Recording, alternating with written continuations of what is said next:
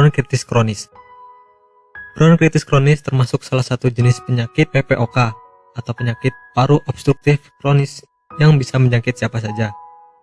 Bronkitis merupakan penyakit yang menyerang bronkus, saluran penghubung antara bagian paru-paru kanan dan kiri. Bagian ini memiliki cabang sehingga disebut sebagai cabang tenggorok. Bronkitis terbagi menjadi dua jenis. Pertama, bronkitis akut yang lebih umum terjadi dan bisa sembuh dalam waktu beberapa hari saja.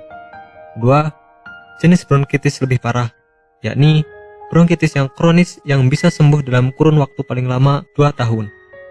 Sebabnya sama, bisa jadi karena paparan polusi. Penyebab bronkitis kronis. Bronkitis kronis bisa disebabkan oleh beberapa faktor, di antaranya infeksi pada saluran nafas, paparan asap rokok, dan menyebarnya gas berbahan kimia yang berbahaya untuk saluran pernapasan. Bronkitis menahun bisa menjadi salah satu faktor seorang terjangkit penyakit lebih serius, seperti emfisema. Kelelahan bisa menjadi salah satu faktor datangnya penyakit pada saluran nafas.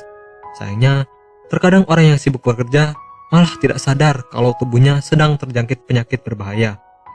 Ketika badan sudah mulai drop, baru disadari bahwa tubuh memang sedang dalam kondisi tidak sehat. Alih-alih seperti itu, sebaiknya intens menjaga kesehatan. Gejala terjadinya bronkitis kronis. Kondisi batuk-batuk saja tidak bisa menjadi indikasi terserang atau tidak terserangnya seseorang atas penyakit bronkitis kronis.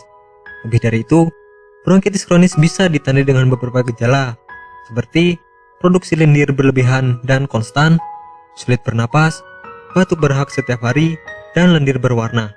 Meskipun gejala-gejala di atas dianggap umum, namun tidak bisa juga disepelekan.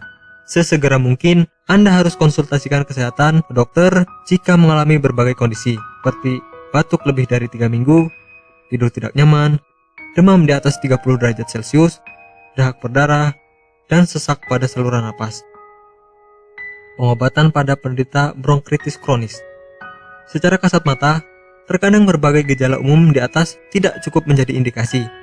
Jika Anda mau lebih yakin, bisa melakukan beberapa pemeriksaan, seperti ronsen di bagian dada, pemeriksaan terhadap dahak, tes fungsi paru, dan HRCT atau High Resolution Compute Tomography.